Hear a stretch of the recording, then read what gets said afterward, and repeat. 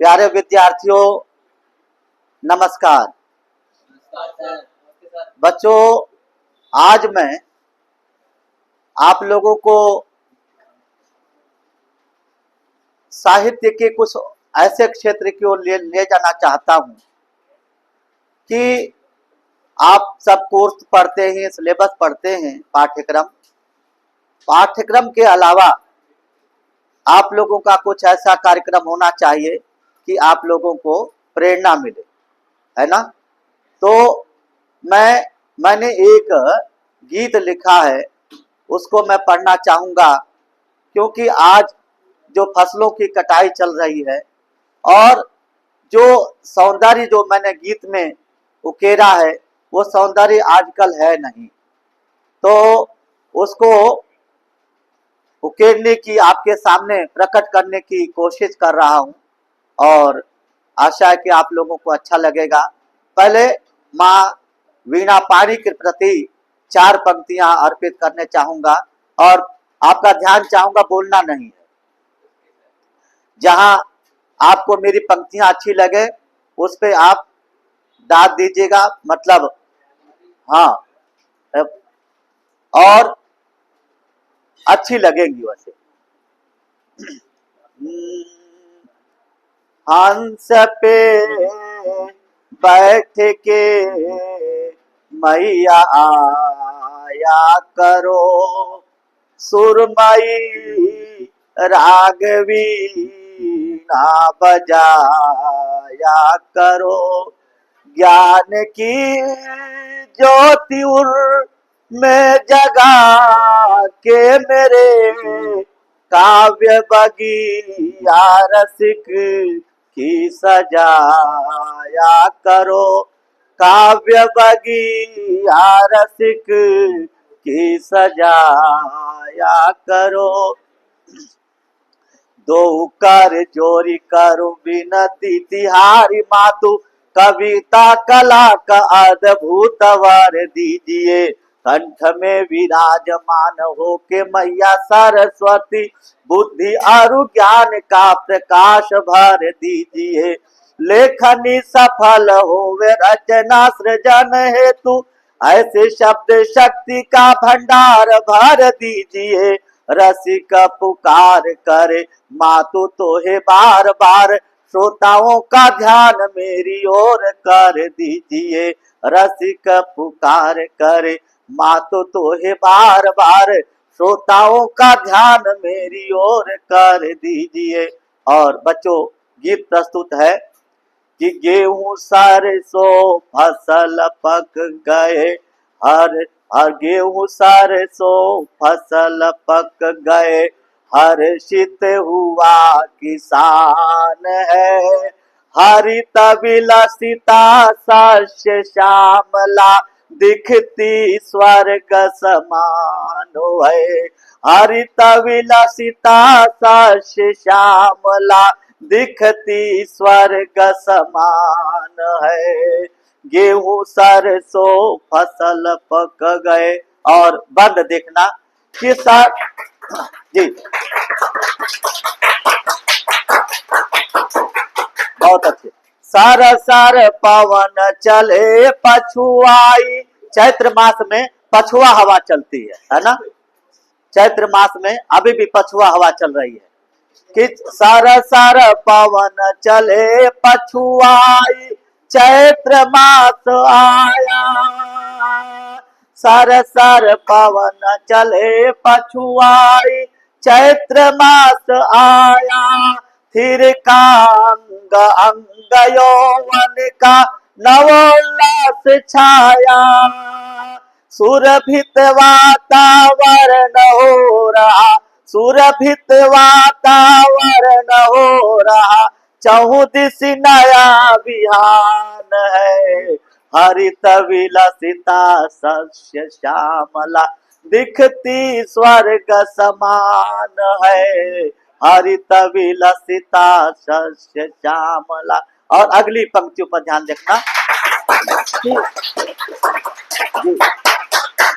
प्रकृति का, राष्ट्र का, खेत का, गांव का समग्र भौगोलिक वर्णन इसमें वर्णित है कि प्रात समय महुए का टप टप। हम लोग खेत में जाते थे, गांव में बाग में जाते थे, महुआ के बाग में, तो बिल्कुल जैसा महुए का बिछौना बिछा हुआ है ना, कि भोर समय महुए का टप टप लगा कोलाहल करने। भोर समय महुए का टप टप लगा कोलाहल करने। फूलों पर भंवरों का गुनगुन लगा प्रणय स्वर भरने। फूलों पर भंवरों का गुनगुन लगा प्रणय स्वर भरने। काली कोयल डाल डाल पर, काली कोयल डाल डाल पर मधुर सुनाती तान है। सस हरित विलसिता शस्य श्यामला, दिखती स्वर्ग समान है। हरित विलसिता शस्य श्यामला। और बंद देखना, अगला बंद। जी, फसल काटते खेत खेत में पुलकित है नर नारी। फसल काटते खेत खेत में पुलकित है नर नारी। लहलाते लहलाल करते खेत देख कर उमगी दुनिया सारी। लहला करते खेत देख कर उमगी दुनिया सारी।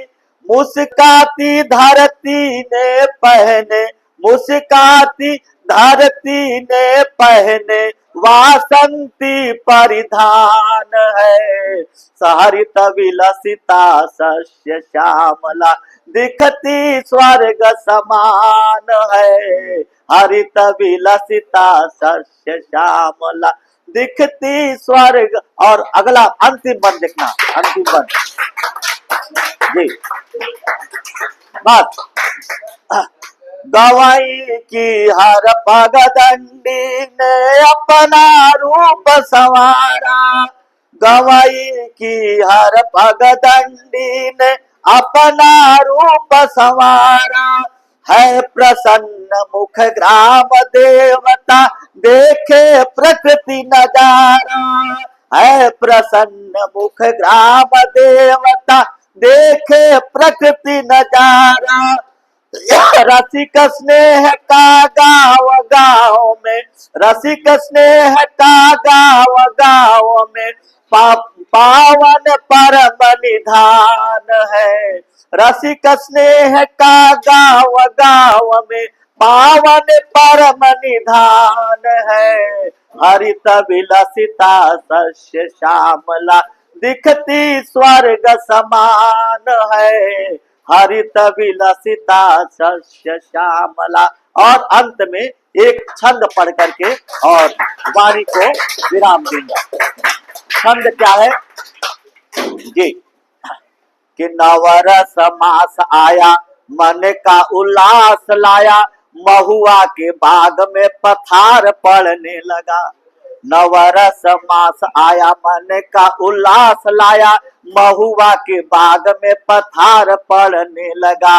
गेहूं के खेत खेत, गेहूं के खेत खेत, सरसों के खेत खेत, रहिला के खेत में बधार पड़ने लगा। गेहूं के खेत खेत, सरसों के खेत खेत, रहिला के खेत में बधार पड़ने लगा। देख देख झूम रहे गांव के किसान सभी, पक गई फसल कटार पड़ने लगा। देख देख झूम रहे गांव के किसान सभी, पक गई फसल कटार पड़ने लगा। रसिक मदन मारे तीर तन पोर पोर, पछुआ पवन का प्रहार पड़ने लगा। रसिक मदन मारे तीर तन पोर पोर, पछुआ पवन का प्रहार पड़ने लगा। पछुआ पवन का प्रहार पड़ने लगा। बहुत बहुत धन्यवाद बच्चों, सावधान, तुम लोगों ने मुझे सुना और सराहा। अब ऐसा लगता है कि मैं अगला जो कार्यक्रम होगा उसमें मैं पास हो जाऊंगा और तुम लोग तुम लोगों की तालियों ने मुझे बताया कि आपकी जो रचना है वो बहुत श्रेष्ठ है और सुष्ट है, और